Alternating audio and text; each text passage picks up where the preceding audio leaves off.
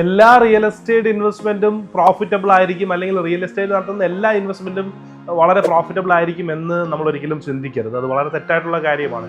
കാരണം നമ്മൾ കൃത്യമായിട്ടുള്ള രീതിയിൽ പ്രോപ്പർട്ടി എടുത്തില്ല, എവിടെയെങ്കിലും പ്രോപ്പർട്ടീസിലൊക്കെ പോയി ഇൻവെസ്റ്റ് ചെയ്തിട്ട് ആ പ്രോപ്പർട്ടികൾ വിൽക്കാൻ പറ്റാത്ത സിറ്റുവേഷനും, അല്ലെങ്കിൽ നമ്മൾ ഒരു 2 ലക്ഷം രൂപ പെർ സെന്റിന് റേറ്റുള്ള പ്രോപ്പർട്ടി നമ്മൾ മേടിച്ചു, 5-6 വർഷങ്ങൾക്ക് ശേഷം പോലും ആ 2 ലക്ഷത്തെ രൂപയ്ക്കാൾ മുകളിൽ 1 രൂപയ്ക്ക് പോലും നമുക്ക് കൂടുതൽ കൊടുക്കാൻ പറ്റുന്നില്ല എന്നുള്ള സിറ്റുവേഷൻസ് ഒക്കെ റിയൽ എസ്റ്റേറ്റിൽ ഉണ്ടാവാറുണ്ട്.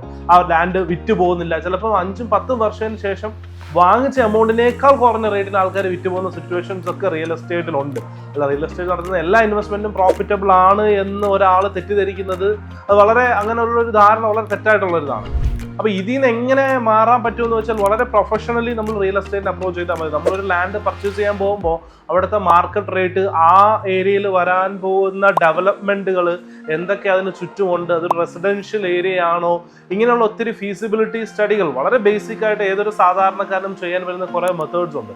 ഇതൊക്കെ ഒരാൾ നോക്കിയിട്ട് നടത്തുന്ന ഇൻവെസ്റ്റ്മെന്റുകൾ മാത്രമേ റിയൽ എസ്റ്റേറ്റിൽ സക്സസ് ആയി മാറത്തുള്ളൂ. അല്ലാതെ എല്ലാ ലാൻഡും അല്ലെങ്കിൽ കുറഞ്ഞ റേറ്റിന് വാങ്ങിക്കുന്ന ലാൻഡുകളെല്ലാം വലിയ രീതിയിൽ വിൽക്കാൻ പറ്റും എന്ന രീതിയിൽ ഉള്ള ഒരു ധാരണ വളരെ തെറ്റായിട്ടുള്ള ഒരു കാര്യമാണ്. പക്ഷെ കറക്റ്റ് മെത്തേഡിൽ അപ്രോച്ച് ചെയ്ത് കഴിഞ്ഞാൽ റിയൽ എസ്റ്റേറ്റിൽ കൂടെ നല്ല റിട്ടേൺസ്, അല്ലെങ്കിൽ നല്ലൊരു ഇൻവെസ്റ്റ്മെന്റ്സിൽ റിട്ടേൺസ് മേക്ക് ചെയ്യാൻ any real estate investor or any person can make it. It is possible.